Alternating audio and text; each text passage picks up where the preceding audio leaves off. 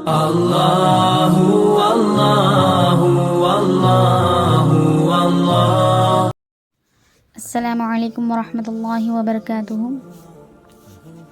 الحمدللہ رب العالمین والصلاة والسلام علی رسولہ الکریم، اما بعد فاعوذ باللہ من الشیطان الرجیم، بسم اللہ الرحمن الرحیم۔ رب اشرح لی صدری ویسر لی امری واحلل عقدۃ من لسانی یفقہوا قولی۔ اللہم فقہنا فی الدین، اللہم ارنا الحق حقا وارزقنا اتباعہ وارنا الباطل باطلا وارزقنا اجتنابہ، اللہم انفعنی بما علمتنی وعلمنی بما ینفعنی وزدنی علما۔ کتاب التوحید لیسن نمبر 7، دم اور تعویذات کا بیان۔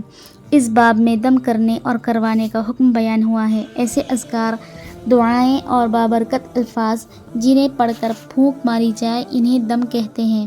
ان میں سے بعض کا اعضائے بدن پر اور بعض کا روحانی طور پر اثر ہوتا ہے۔ بعض ان میں سے شرعاً جائز ہے اور بعض ناجائز، حرام بلکہ شرک ہیں۔ جن دموں میں شرکیہ الفاظ نہ ہوں، شارع علیہ السلام نے ان کی اجازت دی ہے۔ نبی صلی اللہ علیہ وسلم نے فرمایا، دم میں اگر شرکیہ کلمات نہ ہوں تو وہ جائز ہیں، ان میں کوئی حرج نہیں۔ شرکیہ دم وہ ہے جن میں غیر اللہ سے مدد مانگی جائے یا ان میں شیاطین کے نام آتے ہوں، یا دم کرانے والا یہ عقیدہ رکھے کہ یہ کلمات از خود مؤثر یا نفع بخش ہیں۔ ایسی صورت میں ہو تو یہ دم ناجائز اور شرکیہ ہوگا۔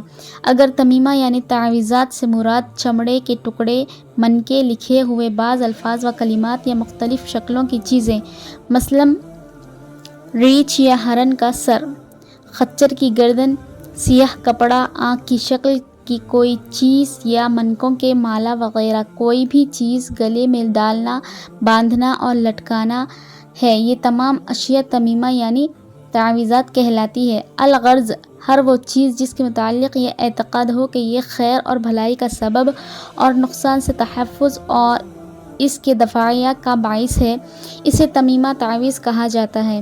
اس چیز کی شرعاً اور تقدیراً بالکل اجازت نہیں دی گئی ہے۔ بعض لوگ کہا کرتے ہیں کہ ہم ان چیزوں کو کسی امید یا لالچ کے نظریے سے یا نقصان سے بچنے کی خاطر نہیں بلکہ محض گاڑی یا گھر کی زینت کے لیے لٹکاتے ہیں۔ یاد رکھنا چاہیے کہ ان اشیاء کو اگر کسی فائدے کے لالچ یا نقصان سے بچنے کے لیے استعمال کیا جائے تو یہ شرک اصغر ہوگا۔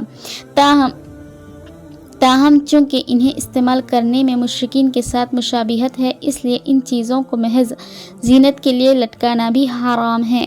رسول اللہ صلی اللہ علیہ وسلم کا ارشاد گرامی ہے، جو شخص جن لوگوں کی مشابہت اختیار کرے گا وہ انہی میں شمار ہوگا۔ حضرت ابو بشیر انصاری سے روایت ہے، وہ ایک دفعہ رسول اللہ صلی اللہ علیہ وسلم کے ہمراہ کسی سفر میں تھے کہ آپ نے ایک قاصد کو یہ اعلان کرنے کے لیے بھیجا کہ کسی اونٹ کی گردن میں تانت کا ہار یا کوئی اور ہار نہ رہنے دیا جائے بلکہ اسے کاٹ دیا جائے۔ اونٹوں کے گلے میں قلادہ ہار کاٹنے کا حکم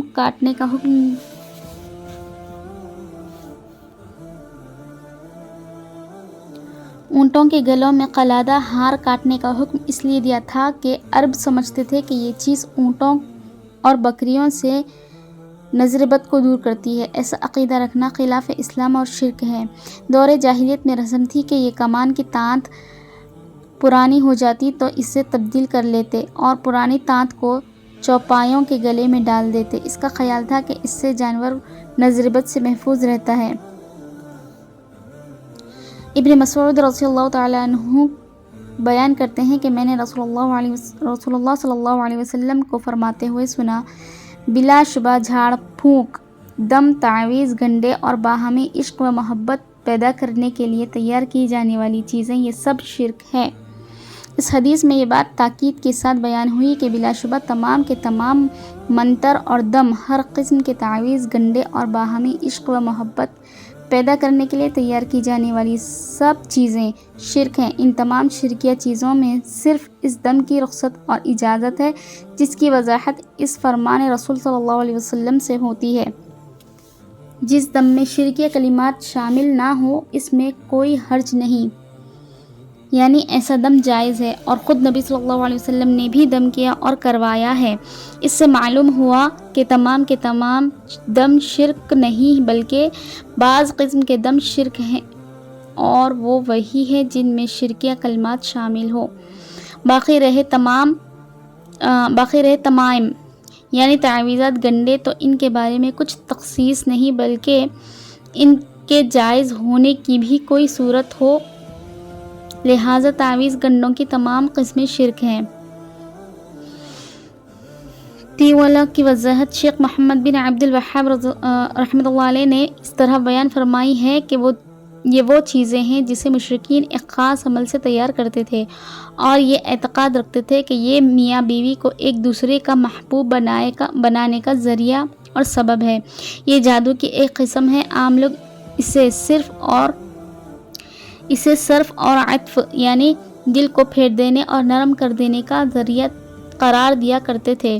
در حقیقت یہ تعویذ گنڈوں ہی کی ایک قسم ہے، کیونکہ اسے ایک خاص عمل سے تیار کیا جاتا ہے، اور جادوگر ہی شرکیہ کلمات کے ذریعے اسے دم کرتا ہے اور اپنے زعم باطل میں اسے میاں بیوی کو ایک دوسرے کا محبوب بنانے کا ذریعہ اور سبب بناتا ہے۔ اس جادو کے عمل کی بنا پر یہ جادو کی قسم بھی ہوئی، اور جادو اللہ تعالیٰ کے ساتھ شرک اور کفر ہے۔ اس حدیث میں 3 الفاظ استعمال ہوئے ہیں: التمائم، الرقیٰ، والتمائم سے مراد ہے ہر وہ چیز جو بچوں کو نظر بد سے بچانے کے لیے ان کے گلے میں یا جسم کے کسی اور حصے میں لٹکائی یا باندھی جائے، یہ شرک ہے۔ لیکن جب وہ چیزیں قرآنی آیت پر مشتمل ہو، یعنی قرآنی تعویذ ہو، تو بعض صحابہ نے اسے جائز قرار دیا ہے اور بعض نے ناجائز۔ انہیں ناجائز قرار دینے والوں میں سے ایک عبداللہ بن مسعود رضی اللہ تعالی عنہ بھی ہے۔ جو بھی چیز نظر بد دور کرنے، نقصان یا بچاؤ، جان کی بہتری و بھلائی کے لیے لٹکائی یا باندھی جائے، خواہ اس کی شکل صورت کسی بھی قسم کی ہو، وہ تمائم میں شامل ہے۔ کسی چیز پر قرآنی آیت لکھ کر اسے لٹکانے یا باندھنے کو بعض صحابہ نے جائز قرار دیا ہے۔ اس کی وجہ یہ ہے کہ مذکورہ بالا حدیث میں اگرچہ تمائم کو شرک کہا گیا ہے، لیکن جب کوئی آدمی قرآنی آیت لٹکا لے یا باندھ لے تو وہ شرک کا مرتکب نہیں ہوگا، کیونکہ اس نے اللہ تعالیٰ کی ایک صفت کلام اللہ کا کچھ حصہ لٹکایا ہے، اور اپنے نقصان کو دور کرنے کے لیے کسی مخلوق کو اللہ کا شریک نہیں ٹھہرایا۔ الرقیٰ سے مراد وہ اعمال ہے جنہیں منتر، جھاڑ پھونک اور دم کہا جاتا ہے۔ یہ بھی شرک ہے، لیکن شرعی دلیل نے وضاحت کر دی کہ جس دم میں شرکیہ الفاظ نہ ہوں وہ جائز ہیں۔ چنانچہ رسول اللہ صلی اللہ علیہ وسلم نے نظر بد اور زہریلے جانور کے ڈسنے پر دم کی رخصت اور اجازت فرمائی ہے۔ التویلہ سے مراد وہ چیز ہے جسے مشرکین اس نظریے اور اعتقاد سے بناتے اور تیار کرتے تھے کہ یہ میاں بیوی کو ایک دوسرے کا محبوب بنانے کا ذریعہ اور سبب ہے۔ عبداللہ بن عکیم رضی اللہ تعالی عنہ سے روایت ہے کہ رسول اللہ صلی اللہ علیہ وسلم نے فرمایا، جو شخص کوئی چیز گلے وغیرہ میں لٹکائے تو اسے اسی کے سپرد کر دیا جاتا ہے۔ اس حدیث میں الفاظ شیء جملہ شرطیہ میں نکرہ استعمال ہوا ہے، جس میں تمام اشیاء شامل ہے، یعنی جو بھی شخص کوئی بھی چیز لٹکائے گا وہ اسی کے حوالے کر دیا جائے گا۔ اس دلیل میں چونکہ عموم ہے اور کسی چیز کو مستثنی نہیں کیا گیا، وہ شخص اس عموم کے لٹکانے کی کسی چیز کا جواز پیدا کرنے کی کوشش کرے، اس کی دلیل اسی پر پڑے گی اور اس کی بات رد کر دی جائے گی۔ جب کسی بندے کو غیر اللہ کے سپرد کر دیا جائے تو خسارہ اور نقصان اسے ہر جانب سے گھیر لیتا ہے۔ انسان کی عزت و فلاح، کامیابی اور اس کے ارادے و عمل کی بہتری اسی میں ہے کہ وہ اپنے اعمال و اقوال میں اور نقصان کو دور کرنے کے سلسلے میں اپنا تعلق اور توجہ محض اللہ اور ایک اللہ کی جانب رکھے، اس کا انس، سرور اور اس کا تعلق صرف اللہ تعالیٰ کے ساتھ ہو، اپنے معاملات اللہ تعالیٰ ہی کے سپرد کرے، توکل اور بھروسہ ہو تو اللہ ہی پر۔ اب جو شخص اپنے معاملات اللہ کے سپرد کر دے اور مخلوق کو اپنے دل سے نکال کر باہر کر دے تو پھر خواہ آسمانوں اور زمین کی تمام مخلوقات اس کے ساتھ مکر و فریب اور اس کی مخالفت کرے، اللہ تعالیٰ اس کا ساتھ نہیں چھوڑتا اور اس کے لیے نجات کی راہ نکال دیتا ہے، کیونکہ اس نے بھروسہ اس پر کیا اور اپنا معاملہ اس کے سپرد کیا ہے، جو بہت ہی عظمت و شان کا مالک ہے۔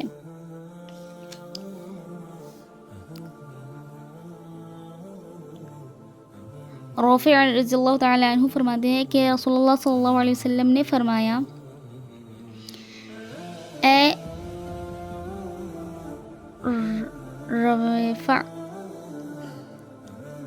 رویفع، شاید تم دیر تک زندہ رہو، تم لوگوں کو بتا دینا کہ جس شخص نے داڑھی کو گرہ لگائی یا جانور کے گلے میں تانت ڈالی یا جانور کے گوبر یا ہڈی کے ساتھ استنجا کیا تو بلا شبہ محمد صلی اللہ علیہ وسلم اس سے بری اور بیزار ہیں۔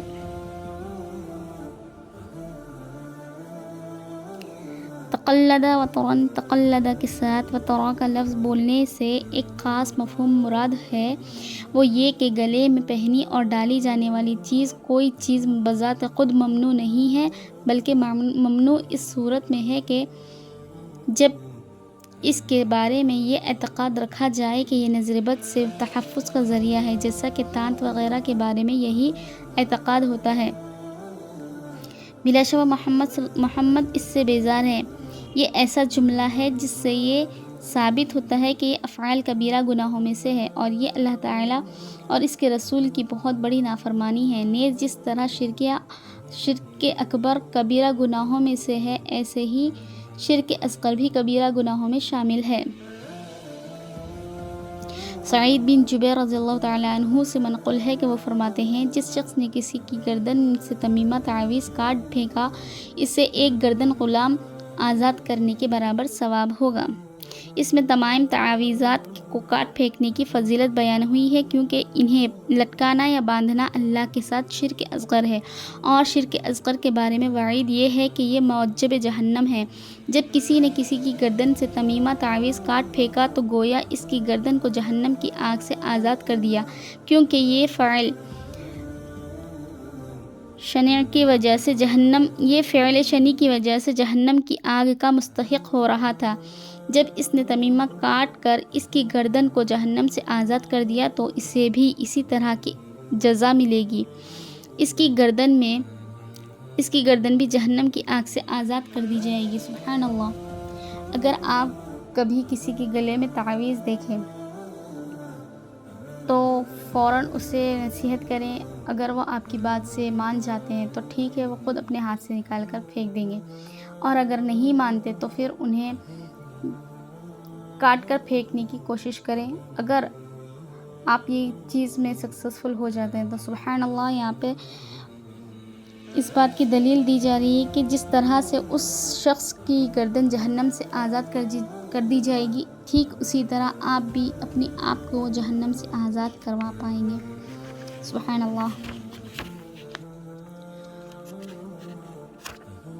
اور وکیع رحمۃ اللہ علیہ ابن مسعود رضی اللہ تعالیٰ عنہ کے شاگرد ابراہیم نخعی رحمۃ اللہ علیہ سے روایت ہے کہ انہوں نے فرمایا، ابن مسعود رضی اللہ تعالیٰ عنہ کے شاگرد قرآنی اور غیر قرآنی ہر قسم کے تمام تعویذات کو ناپسند سمجھتے تھے۔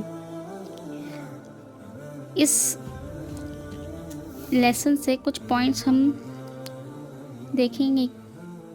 پہلا پوائنٹ، اس تفصیل سے دم اور تعویذات کی وضاحت ہوئی۔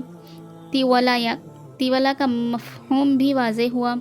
غیر شرعی دم، تمیمہ اور تیولہ تینوں شرک ہیں۔ نظر بد اور زہریلے کیڑوں کے کاٹے کا غیر شرکی دم ممنوع نہیں، یعنی کہ اگر نظر بد اور زہریلے جانور اگر آپ کو ڈستے ہیں تو آپ بالکل دم کروا سکتے ہیں یا دم کر سکتے ہیں، کیونکہ آپ صلی اللہ علیہ وسلم نے بھی دم کیا تھا اور کروایا تھا۔ قرآنی تعویذات کے بارے میں اہل علم کی مختلف آراء ہیں، بعض نے انہیں جائز اور بعض نے ناجائز قرار دیا ہے۔ نظر بد سے تحفظ کی خاطر جانوروں کے گلے میں تانت باندھنا شرک ہے۔ تانت باندھنے والے پر شدید وعید وارد ہوئی ہے۔ کسی کے گلے میں باندھے ہوئے تعویذ کو کاٹ کر پھینکنے کا ثواب اور اس کی فضیلت بھی عیاں ہو رہی ہے۔ ابراہیم نقعی رحمۃ اللہ علیہ کا قول ہے کہ اہل علم کو مذکورہ بالا اختلافات کے منافی نہیں، کیونکہ ان کے کلام سے عبداللہ بن مسعود رضی اللہ تعالیٰ عنہ کے اصحاب یعنی شاگرد مراد ہیں۔